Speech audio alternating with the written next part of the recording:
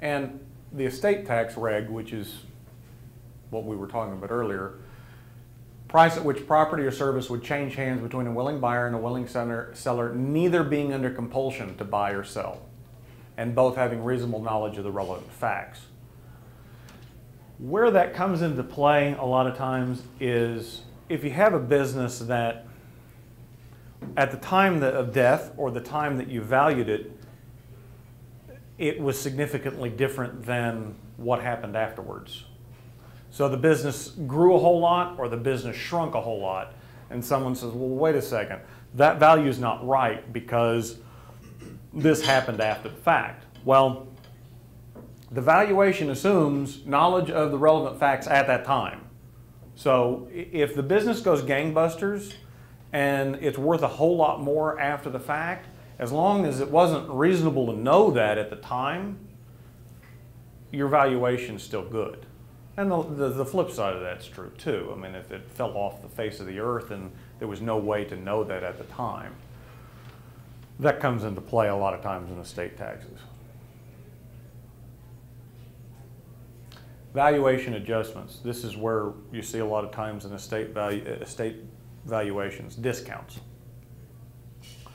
And really, I say discounts because you can have adjustments that are positive, but more likely the ones people are interested in are the discounts. Because again, thinking about those valuation thresholds, trying to get it below those dollar amounts. So when you're talking about estate taxes, you want to get that valuation as low as possible for IRS purposes.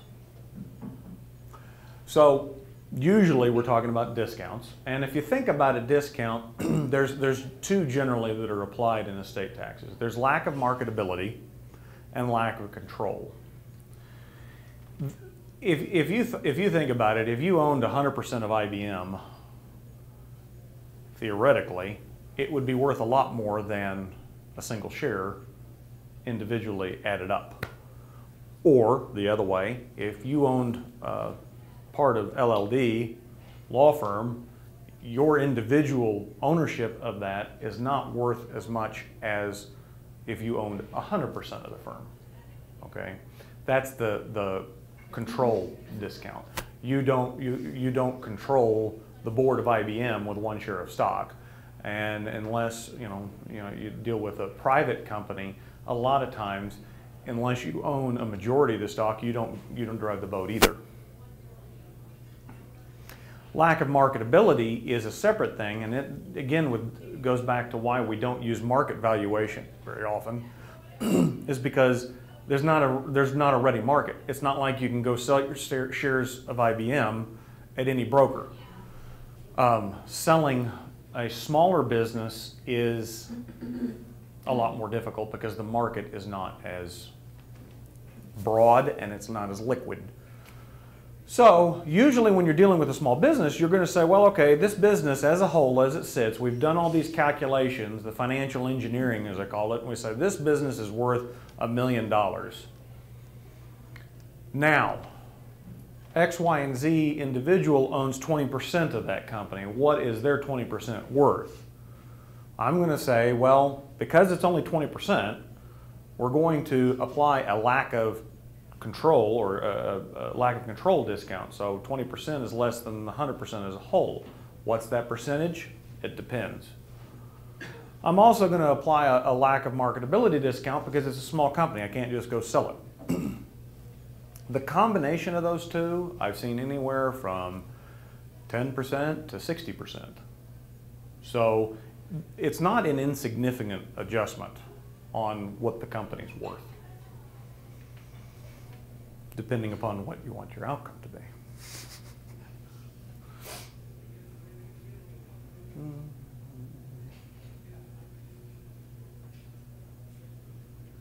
You should always use a qualified advisor. All right, so I would say to any business owner and to you that counsel business owners, plan. This is one of those issues that is overlooked for a variety of reasons, but I believe the majority is because it just is a painful subject. And when you're dealing with a small business in particular, you're dealing with a lot of emotions.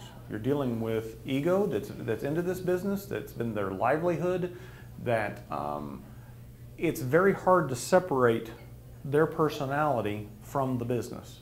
And to have that conversation is a little bit like, you know, I'm not going to be around anymore. So I say, really sit down and ask yourself, why are you not addressing this issue? I mean, you got to do a little soul searching to say, I'm doing this not for me, but I'm doing this for my heirs.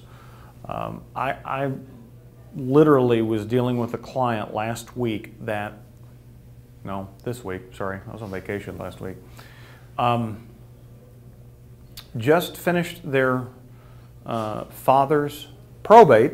He died intestate 15 years later. I mean, they didn't even know where the assets were, and they were scattered all over the country. And that's not unusual, unfortunately. I mean, and it's maddening for me to sit here and say, you know, with a little bit of time, a little bit of money, a little bit of discomfort, you could have avoided all of these things. But it's a lot like selling insurance. You're not doing it for you, you're doing it for the people that come behind you. And it really is a matter of character. I mean, do it because it is for their benefit, not necessarily for yours. Determine the plan in context of the estate and financial planning. You can't do it in a vacuum. You can't say, okay, this is how I'm going to transfer the business without thinking about all the other issues, financial and otherwise. A lot of times with small business owners, the business is a huge amount of their net worth and substantial amount of their income. So it's not like you can just throw it out there and say, well, okay, that's gone now, what do I do? You've got to consider those other two issues. The third thing I'd say is choose a professional you trust. It really does not matter who it is, whether it's an attorney, a CPA, a financial planner, I don't care who, but let them do their job and let them finish it. I bet you Johnny would tell you, I don't know how many plans came across the desk that got done that never got put in place, that never got funded, maybe not even executed. You know, the documents were prepared, but no one ever sat down and signed them. You need someone to do that whole thing to make sure that it goes start to finish and is going to be completed. Because left up to you, it won't happen. And that's not anything personal, I'm telling you experience, it just won't. Talk very briefly about insurance, because a lot of people get sold insurance in context of estate planning, and people tune out and zone out, and there are a lot of insurance professionals that have caused this to be a reasonable reaction because they're trying to sell you insurance. But insurance in context of estate and succession planning is wise in a lot of ways. So when is life insurance appropriate in succession planning? Buy-sell agreement is a great example. You have two owners, they have decided that they're going to each buy each other out if the other dies. Well, where is that money coming from? Okay. Valuation is a separate issue. Say you've agreed to it and you've put it in the agreement. We say that the business is worth $5 million. Okay, so where's your $2 million coming from whenever that person dies? That is a legitimate way to fund that. Has some tax preferences in that it's income tax free. So you don't get a deduction on the front end for the premiums, but you do get the proceeds free of income tax. Same thing with disability insurance. I don't see disability insurance in buy-sell agreements very often, but quite frankly, you're a lot more likely to be disabled than you are to die in a shareholder arrangement with each other. I'm going to tell you it's more expensive because of that, and it's also more subjective, which kind of makes the insurance costs go up. Are you disabled? Well, you've got these bullet points that says, the insurance company's looking at, dead's dead. I mean, you can't argue with dead. So disability insurance is a little more expensive, but when you're dealing with individuals that are critical to the success of a business.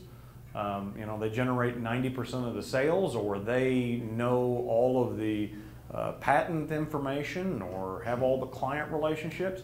It might be appropriate to have that in there. And then life insurance and estate planning, I think that liquidity was mentioned, and I think that's a big part of it. How do you maybe pay for estate taxes? One of the things that we see often, and I don't think you touched on it, it was in your outline, but I don't think you spoke on it, was life insurance trusts. Very simple way, relatively inexpensive, to get the life insurance out of your estate and go to your heirs, income tax and estate tax free.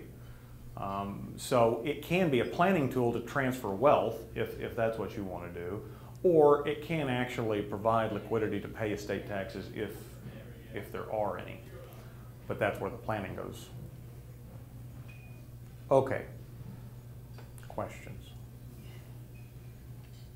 I covered a lot of ground quickly. Good stuff. I knew I was smart. I picked Christian Brim. Thank you.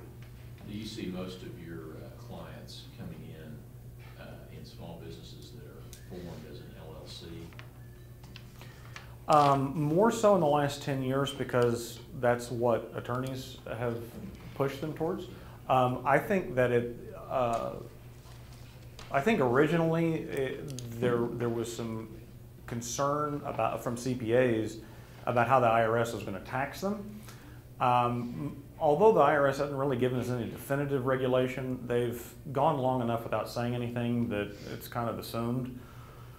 And I recommend LLCs to my clients from an asset protection standpoint. We do too. Over a corporation.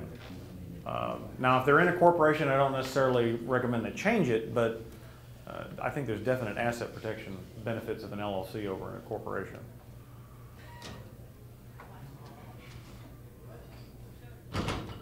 What else? Gotta ask a question. Ask Johnny a couple. I mean,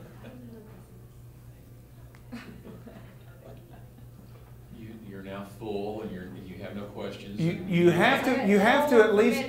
Unfortunately, they don't own it. Well, you need to let others that have businesses know. I mean, the guy that had 15 years of probate. This in the last 12 months. That was one case. I had another case of a client where the husband died, the sons were involved in the business, and the mother was the owner but didn't really work in the business. And so she was in a very awkward situation with her kids. Had nothing to do with estate tax. I mean, this business was not valued, but it was like, well, you know, we're going to take care of mom? Yeah. Do we have to? No. I mean, nasty dynamics. I mean, and people you think would never have issues like that end up having issues like that. Mm-hmm. Family squabbling and disgruntlement. Yeah. Anything else? Okay. If you do want me to email you this, just give me your card and I'll email you the presentation. You can follow up with questions. But thank you.